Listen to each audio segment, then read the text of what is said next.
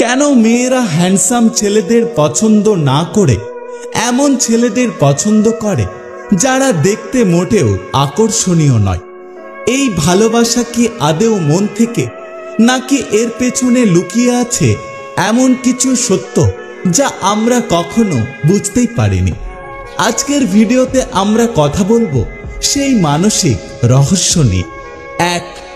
আত্মবিশ্বাস সবচেয়ে সেক্সি। অনেক মেয়েই বলেন কনফিডেন্স ইজ অ্যাট্রাক্টিভ।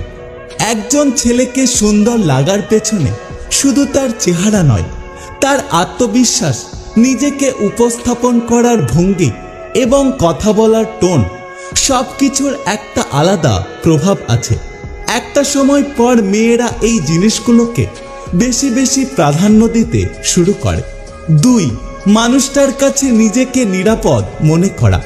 যেসব ছেলেরা নিজেকে নিয়ে সহজ, তারা অন্য মানুষটাকেও নিরাপদ বোধ করায়। একটা মেয়ে যখন অনুভব করে এই ছেলেটা আমাকে বিচার করছে না, আমার মতামতের গুরুত্ব দিচ্ছে, তখন সম্পর্কে গভীরতা বাড়তে থাকে। এক্ষেত্রে চেহারার কোনো গুরুত্ব থাকে না। চেহারা যদি অতটাও ভালো না হয়, তাও অজান্তে মেয়েটা ওই ছেলেটাকে ভালোবেসে ফেলে। 3. মনোযোগ দেওয়া এবং বোঝার ক্ষমতা। দেখতে খারাপ বলেই অনেক সময় সেই ছেলেরা বেশি সিরিয়াস হয়। তারা ভালোবাসার মূল্য বোঝে, কারণ তারা জানে সব কিছু পেতে গেলে আন্তরিকতা লাগে। এই আন্তরিকতায় মেয়েদের দুর্বল করে দেয়। 4. সম্পর্কে মানসিক দিকটা বেশি গুরুত্ব হয়ে ওঠা। চেহারা সময়ের সাথে সাথে ফিকে হয়ে যায়, কিন্তু ব্যবহার, চিন্তাভাবনা এবং কেয়ারিং, এটা একটা সম্পর্ককে ধরে রাখে। আর মেয়েরা সময়ের সাথে সাথে সম্পর্কের দিকগুলো গভীরভাবে বুঝতে শিখে যায়। তখন তারা চেহারার মোহে না পড়ে একজন ভালো ব্যক্তিত্ববান পুরুষের খোঁজ করে, এবং ওইসব পুরুষ যারা দেখতে অতটাও আকর্ষণীয় নয়, অথচ তাদের ব্যক্তিত্ব সুন্দর এবং সবসময় তাদের মধ্যে আত্মবিশ্বাস বজায় থাকে, ওইসব ছেলেদের ভালোবেসে ফেলে।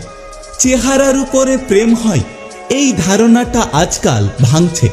মেয়েরা এখন এমন কাউকে খোঁজে যাকে নিজের মতো করে ভালোবাসতে পারে, যাকে চোখ বন্ধ করে ভরসা করতে পারে।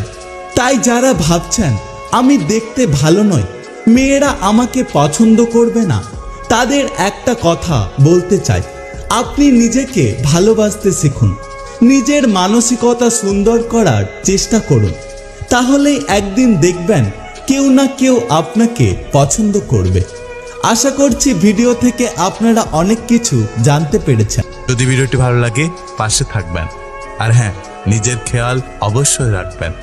দেখা হচ্ছে পরের ভিডিওতে, ততক্ষণ সুস্থ থাকবেন। Take care.